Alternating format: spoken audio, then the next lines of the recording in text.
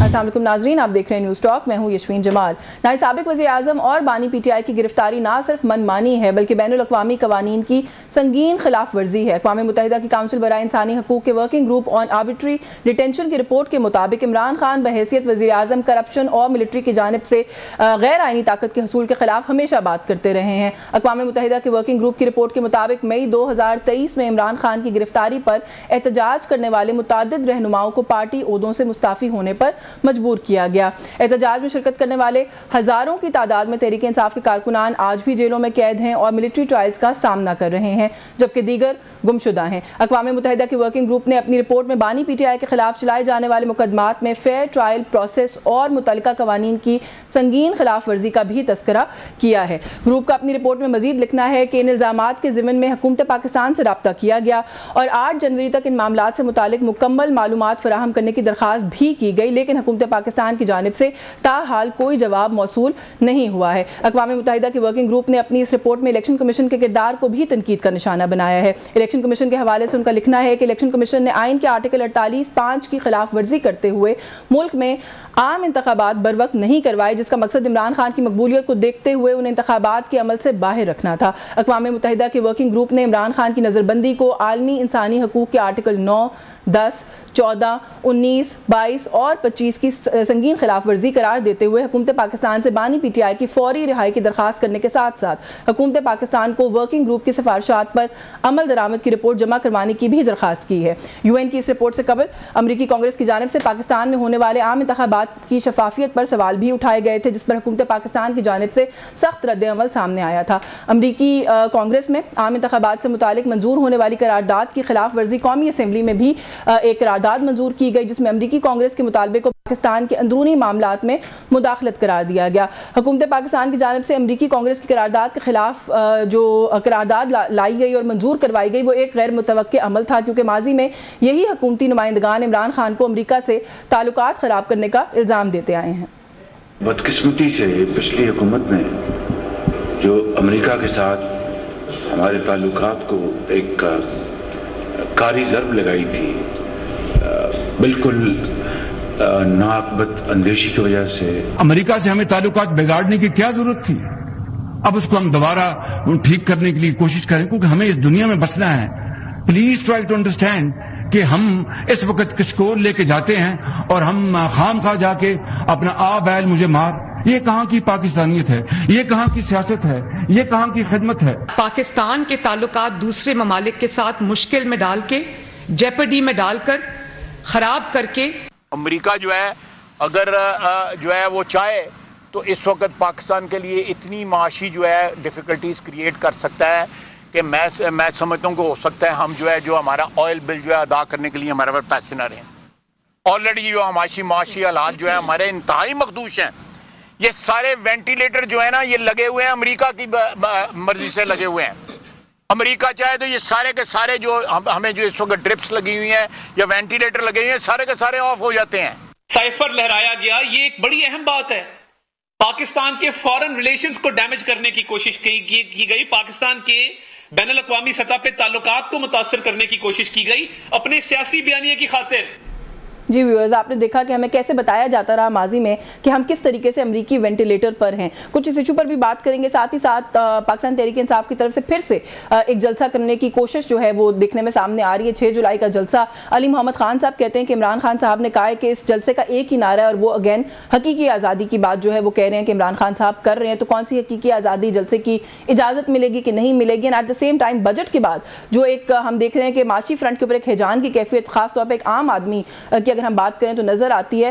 हुकूमत क्या समझती है, कितना डैमेज हुआ है, डैमेज कंट्रोल कर सकेंगे कि नहीं कर सकेंगे, इन इश्यूज पर बात करेंगे। हमारे साथ प्रोग्राम में मौजूद है पाकिस्तान मुस्लिम लीग नवाज से सेनेटर खलील ताहिर सिंधु साहब ने हमें ज्वाइन किया। बहुत शुक्रिया सर आपका, आपके वक्त के लिए। पाकिस्तान तहरीक इंसाफ की नुमाइंदगी करेंगे नईम पंजोता साहब हमारे साथ मौजूद है। सर आपका भी बहुत शुक्रिया आपके वक्त के लिए। सेनेटर साहब, आपसे गुफ्तगू का आगाज कर लूँ। सर, ये वेंटिलेटर का बटन हमने अपने हाथ में ले लिया है अचानक से, अगर लेकिन मैं सवाल से पहले ये क्लैरिटी जरूर दे दूं कि किसी भी किस्म की बैरूनी मुदाखलत, चाहे वो साइफर के केस में हो, चाहे वो किसी करारदाद के केस में हो, हम समझते नहीं होनी चाहिए, लेकिन आप लोग अपने इंटरेस्ट के हिसाब से अपना जो वो है इसके ऊपर नुक्ता नजर है वो तब्दील कर लेते हैं। माजी में हम वेंटिलेटर पर थे, आज हम कहते हैं हम आपकी बात नहीं सुनेंगे, आप मुदाखलत कर रहे हैं। देखिए दोनों चीज़ों में बड़ा फ़र्क है। उस वक्त जो डोनाल्ड लू था वो उनका सेक्रेटरी थे या वट एवर, तो इन्होंने कहा वो कागज़ आज तक किसी को नहीं दिखाया, तो इन्होंने कहा जी हमारे जो है अपना अंदरूनी मामलात में मुदाखलत की गई है।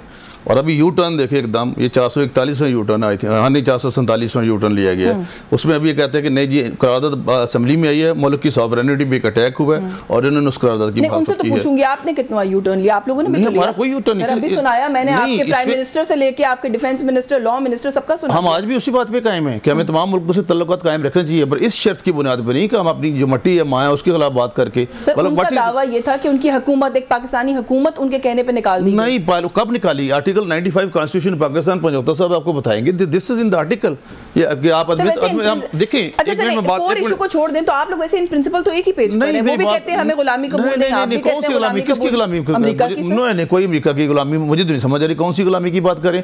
आर्टिकल 95 कॉन्स्टिट्यूशन ऑफ पाकिस्तान कहता है कि अगर रद्द में आती है, उसमें ये नहीं लिखा कि तहरीक इंसाफ ने 5 साल पूरे करने हैं, पार्लियामेंट जो साल है वो पूरे होने चाहिए। अभी आप रिसेंट देखें 7 प्राइम मिनिस्टर चेंज हुए हैं यूके में, और वहाँ पे इसके बावजूद पार्टी उनकी हुकूमत कायम रही। अभी नए इलेक्शन का ऐलान हुआ है। इट डजंट मीन कि एक बंदे के चले जाने से सारा जो निजाम है वो खत्म हो जाएगा। नो, सीनियर वकील हैं, आपको मुझसे ज्यादा बेहतर पता होगा कि साइफर केस के अंदर जो मौक़िफ़ पाकिस्तान तहरीक इंसाफ का है कि साइफर में क्या लिखा गया था, प्रोसिक्यूशन उसकी तायद करती रही है किसी पॉइंट इन टाइम पर। तो मुझे ये बताइए ना, छोड़ें अदम एतमाद को, छोड़ें, अमेरिका की कोई इंटेंशन थी, वहां से कोई ऐसी बात की गई थी तो मुदाखलत तो सर वो तब भी थी ना। अच्छा, अमेरिका ने हमसे but how the America was beneficiary from, कि अगर आर्टिकल 95 की दादी पे अदम एतमाद आ गई है तो इसमें अमेरिका ने क्या हासिल कर लिया? इलेक्शन शफाफ हुआ या नहीं, वो उसका भी बेनिफिशियरी अमेरिका नहीं, बेनिफिशियरी इसलिए कि ये उन्हें आदत है मुदाखलत नहीं, आदत वो छोड़ दें हम, ठीक है कर की है, अगर चलो जी की ये आपकी बात मान लेते हैं। हाँ। लेकिन किसी मुल्क की सालमियत, जो मुल्क की सालमियत होती है, सॉवरेनिटी होती है, इस तरह आज अमेरिका ने किया, कल को और करेगा। इट डज नॉट मीन कि आप जिसको इन्वेडर्स वही बना दे, जो मर्जी आए हमला करे, जिस तरह से मर्जी करे,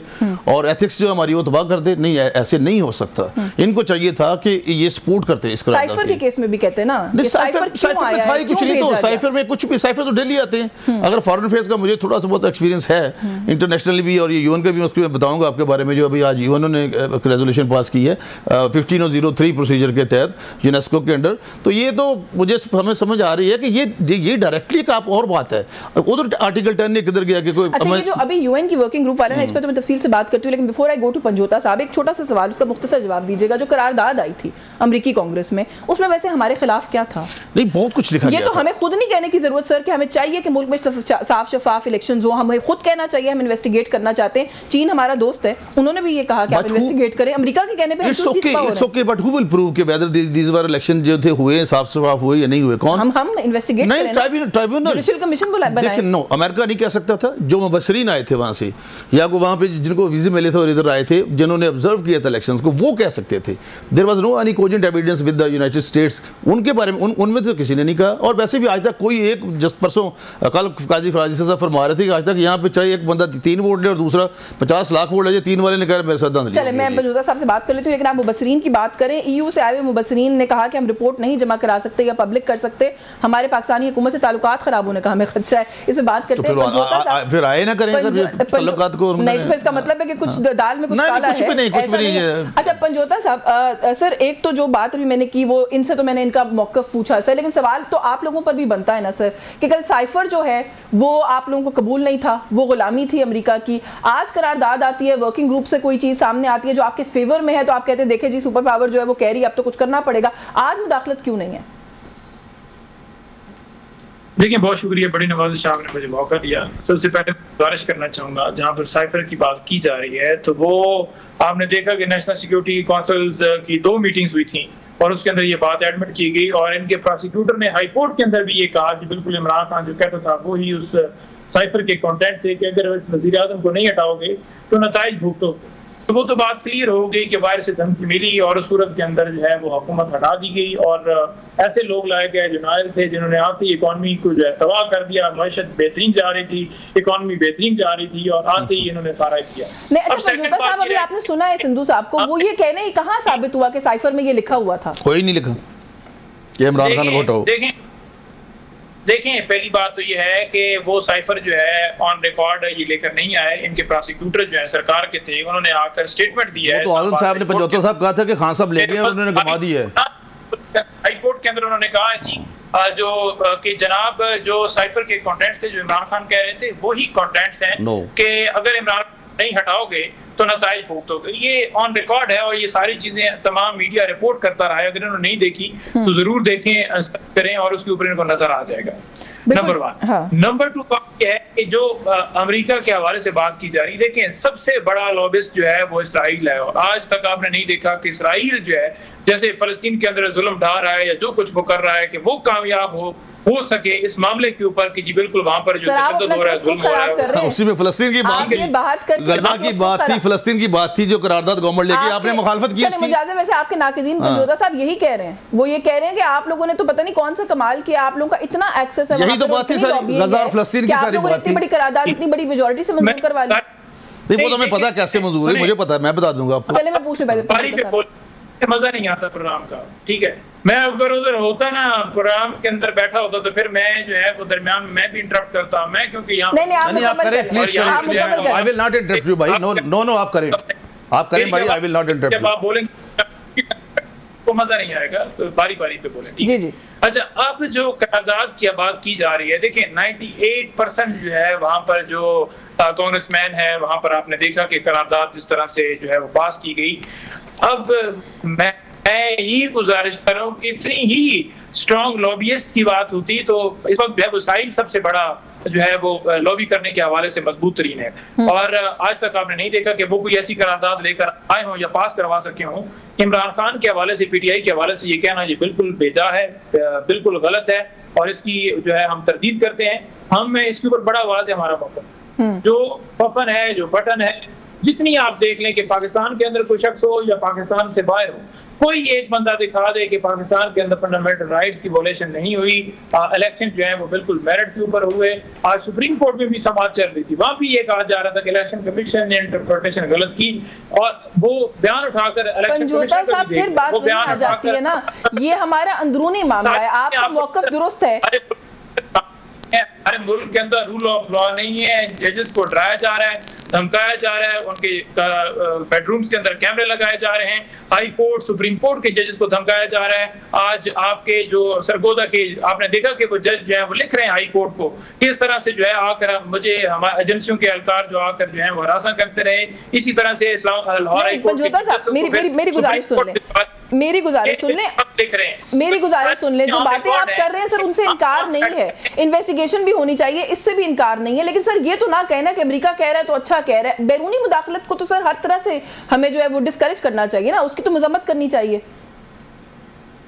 देखिए बात ये है कि वो क्या कह रहे हैं, उन्होंने क्या कहा है, उन्होंने ये कहा आपके मुल्क के अंदर जो है फंडामेंटल राइट्स की वोलेशन हो रही है। अब देखें फॉर एग्जांपल फ्रांस है, फॉर एग्जांपल जो है यूएई है या फॉर एग्जांपल सऊदी अरब है या कोई और मुल्क है, अगर वो किसी मुल्क के अंदर जो है फंडामेंटल राइट्स की वोलेशन हो रही है और तंजीमें पूरी दुनिया में ये बात होती है कि जहाँ पर कोई ऐसी बात होती है तो मुख्तलिफ मुल्क जो है अपनी राय देते हैं। अगर उन्होंने अपनी राय दी है तो उस राय के अंदर अगर आप देखें तो उसके बरक्स कोई चीज है क्या, या वो ओरिजिनल चीज पाकिस्तान के अंदर हो रही है, और अगर वो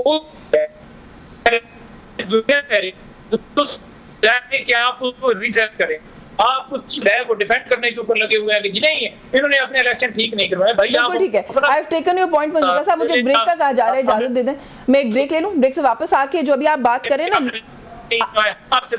जी सर, मैं एक ब्रेक ले लूँ, ब्रेक से वापस आके आपकी बात भी मुकम्मल करते हैं, मजीद भी सवाल करेंगे। लेकिन जो आपने लॉबिंग फर्म या लॉबियस्ट की बात की है, आप लोगों के माजी के साथी हैं ऑन चौधरी साहब, उन्होंने भी प्रेस कॉन्फ्रेंस की है, वो कहते हैं जी मुझे सारा अगला पिछला पता है, 2016 में ये फर्म जो है वो हायर की गई थी, जुल्फी बुखारी साहब ने हायर की थी, ये खत भी जुल्फी बुखारी साहब ने लिखा है यूएन के वर्किंग ग्रुप को। इस पर बात करते हैं इस ब्रेक के बाद, हमारे साथ।